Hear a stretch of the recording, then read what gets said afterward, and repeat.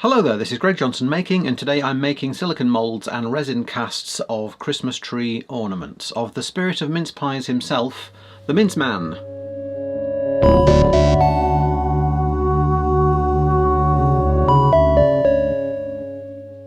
So we're here to learn silicone moulding, but in brief, what is the Minceman? In 2013 I made my third Christmas comedy video, which very briefly starred a puppet called the Minceman who helped my character cook some mince pies. That Christmas special was seen by Matt Lucas, who introduced me to my agent, and it's how I very briefly got to be on TV a couple of times, and that's how that whole adventure happened, was because of that Christmas special. Then over the years, and against my better judgment, the Minceman has kept returning, so although we know he can't speak, he can sing. I'll be home for Christmas. He can rap. Yeah. Counting down the days for that 25. That's the next level I've been. Give him the life, cause I'm a Minceman. He mustn't be fed meat. Get the meat out of his mouth! Put your fingers in, get it out! He's growing! In the Venn diagram of Krampus, Gremlin and Hacker the Dog, you get the Minceman right in the middle there. A few years ago I made ornaments of him and they all sold out. Then last year someone asked me, are you doing Minceman again next year? I hope I can find that person because I've lost the message.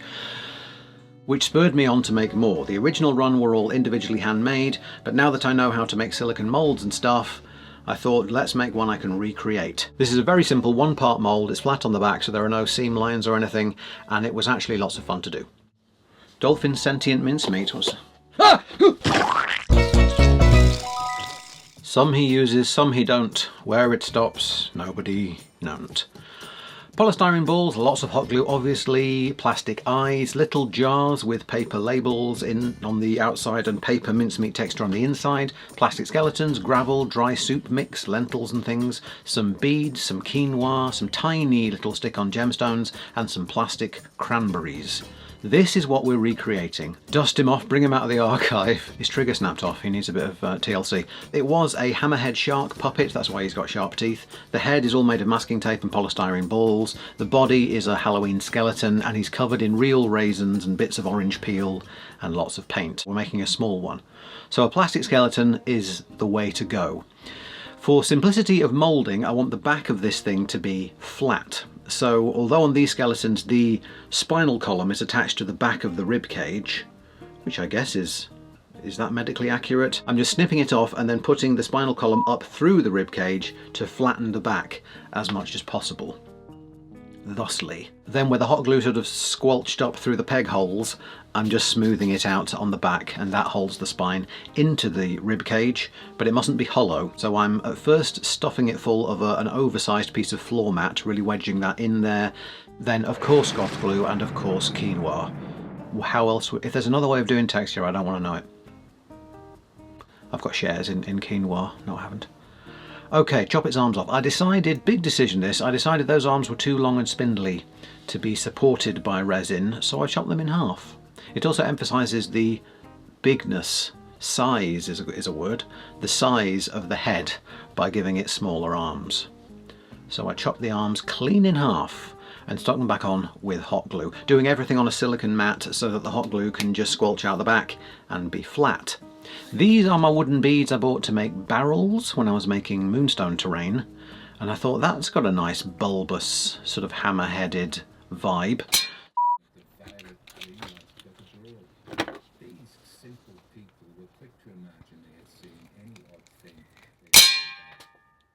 So I'm just sanding it on some 40 grit sandpaper to make the back flat. Flat backness is just so important. And then tidy as you go. I'm getting better at tidying as I go. Mess is fine, but dust is not tolerable. So using my pyrography wand to melt a curve in the top of the jaw and sticking the bead into that jaw curve.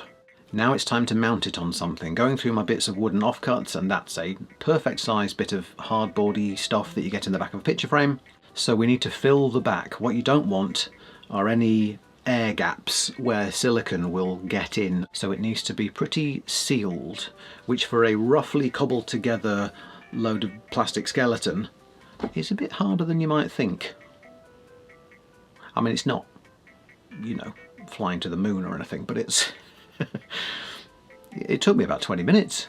Chop off the messy overspills and you've got a nice sort of glassy smooth back. I think then I just kept adding more and more bits. So down the back of the neck was a bit of a hollow, and then down the back of the arms as well. And I'm just gluing down the hands. The arms and fingers were always a bit of a worry that they were too fine and might snap off. I end up sort of adding resin to the back of the hand so that they're ever so slightly webbed, just to make sure those fingers stay on there. Once again, bulking out these arms with a very thin bead of hot glue and some quinoa. And there he is. Hi. Hi. Again, more sealing around the edge. You can have a bit of undercut. I've sort of learnt from the silicone moulds I've bought, like I've got one of a little heart, which it's quite curved because it's flexible enough that you can pull the thing out of that curve, and you just learn how much undercut you can have. So here I'm filling in around the edge now with super glue and baking soda. Oh, and this is a great way, if you've got a paintbrush that you need to ruin.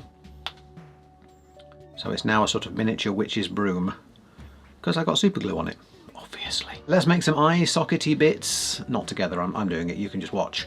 So I've got a file and I'm gouging out some flat parts where I can stick on this big multi-bag I got of different sized half pearl beads, because he has sort of clusters of cranberries for eyes.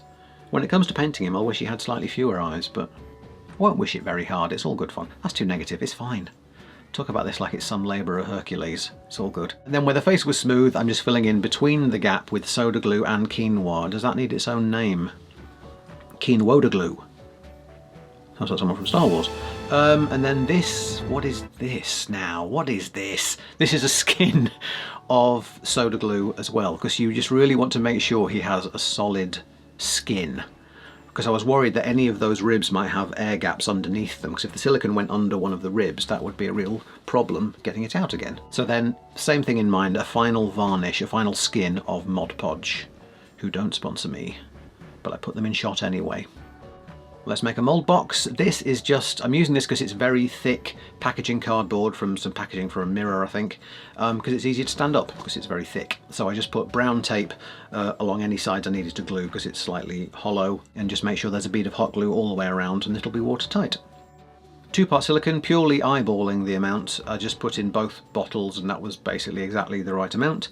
I prefer the stuff where A and B are different colours because you can see yourself mix it more clearly. Pour them both in, mix it for 5 minutes, and you're kind of done. Right, I thought if you're here to actually learn what this is like and vicariously make a silicone mould through my hands and eyes, then let's do this in real time. Because I could speed this up to 1400% and so it's all like time-lapsey, but actually this is the pace at which I'm doing it. Pour it low and slow. No, not low. Pour it high and slow. Because a thin constant stream from high up, you get the fewest bubbles. So you start pouring onto the lowest point in the mould, and you're sort of letting the silicone or the resin, or whenever you're doing a pour, you're letting it find its level. We all find our level in the end. And hopefully it will push out air as it goes. If you were to just dump it on, then air bubbles, or far more air bubbles, would be trapped underneath. So you pour it slowly. Where are we in this shot? About a third of the way through.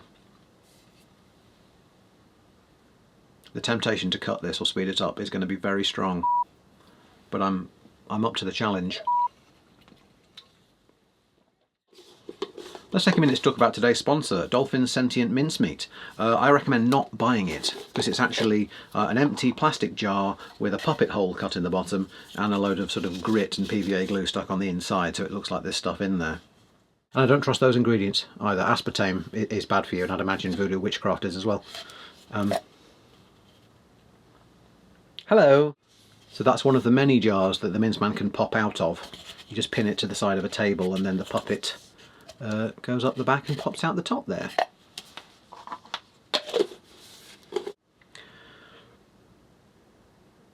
Shot still going. Perfect time to wish you all a mincy jingle tide.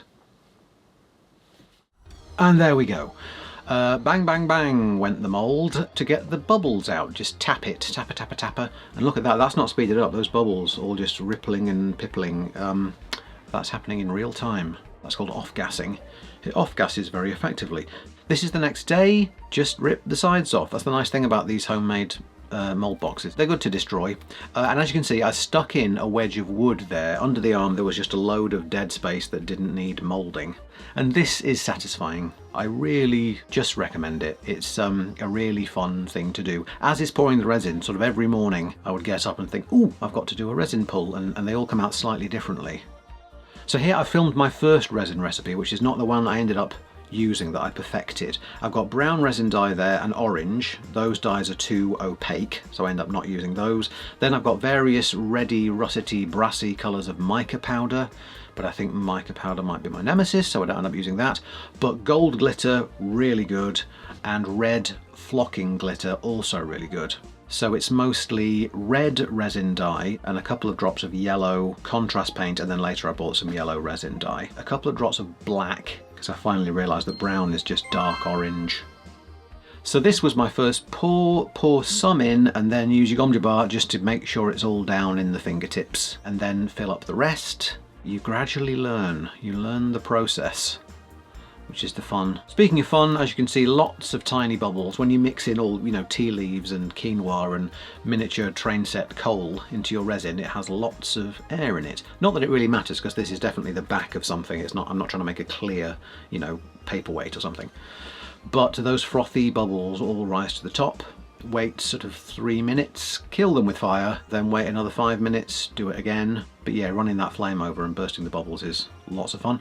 Then this, I thought, was quite a clever system. The sellotape there doesn't stick to the silicone, nothing does, but it sticks to itself. So I've put tape all the way around the mould, put in a toothpick, and just the eyelet by which the ornament hangs, it just stops it from slipping into the resin as it sets over 24 hours. Tap, tap, tap.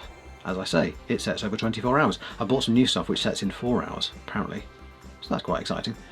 Speaking of quite exciting, this is good. You just prise it. It's a series of gentle prises. Of just and it's lovely and stretchy. That's the first one.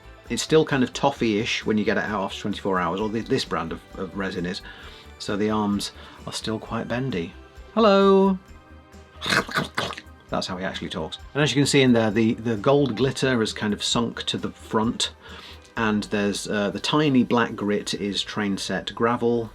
There, comparing him to the original. There's going to be a further sort of varnish job, but as a copy... Ooh! Hands can talk. Yes! How'd you do a rabbit again? That's a dog. Anyway, then at a rate of 1 a day, we go again. That's quite an orange one. I gradually learnt a new system. So there I was filling it with resin and putting the quinoa and the coal into the back once it was full. Then I sort of prodding it under the surface, but then I realised, well, you could do that more quickly if you half fill it, then put in the quinoa and the coal, then fill it all the way up onto the back of that. So that ended up being how it's done. That's how it's made. With a creamy filling. That's the how it's made guy. Everything's got a creamy filling. Processed for animal feed. That's one of his phrases. So at a rate of 1 a day, you make these things, and then gradually you've got about 8 of them, and then you set up a production line of painting. So I'm painting red dots using enamel paint onto the eyes. I needed some very opaque yellow paint just to dot the teeth. I didn't have any, but I did have some bone coloured model paint and some yellow contrast paint, so I just put a few dots of yellow into the bone. And then the teeth are so tiny, I'm painting them with a toothpick. Dot, dot, dot, tooth, tooth, tooth. The old so that's where that phrase comes from. Jars. Let's make some jars. This is mincemeat texture that I'm just cutting out with my guillotine. Get a guillotine, it's fun. That white edge was going to bug the heck out of me, so I coloured it in with a black pen, which also bugs the heck out of me because I've got a brown Sharpie, so why didn't I use that? Answer me, why? We've all made mistakes. So these little cheapo craft jars all have dots of black enamel paint in the bottom just to stop you from seeing up where the sponge is. Let that dry for a couple of days, then wrap your mincemeat texture around a pen, put it into the jar and waggle it to open out the paper roll. Then, because I want them to be full but not heavy, it turned out to be 3 layers of floor foam mat, foam floor mat. Pronged in there with a paintbrush handle, and these are the mincemeat labels, same label as is on that guy. I've also made a jar this big out of an old pretzel jar, and now I'm making it this big and sticking it on with carpet tape. If you use just regular double-sided tape, you will get up in the morning and they will have popped off. because it's quite thick, glossy paper. So carpet tape to the rescue, stick them on there and roll to press. Then this stuff, I wish this was cheap, but it is worth it, so maybe that doesn't matter. This is Tamiya Clear Orange Model Paint, which is what I varnished the final puppet with, and it just gives everything a sheen and a shine and a nice orange tinge. And I think they look ace. So finally attaching the man into his little house with some black hot glue. Blowing on it to cool it down. Now let's take a look at the final thing and learn a few little cautionary facts about the Minceman. The Minceman's a sticky treasure. He just wants to give you pleasure. Observe certain safety measures and you should be okay. His foods must be sweet. Don't let him eat meat. No, don't let him eat meat. Never let him eat meat. Very tactile, very shiny. Love these guys. You can buy one if you like, but you don't have to. Thanks as always to my patrons. Welcome aboard, Neil Kaplan. There's more festive stuff on the way, and as always, thank you for watching. Lots of love from me, and I'll see you soon.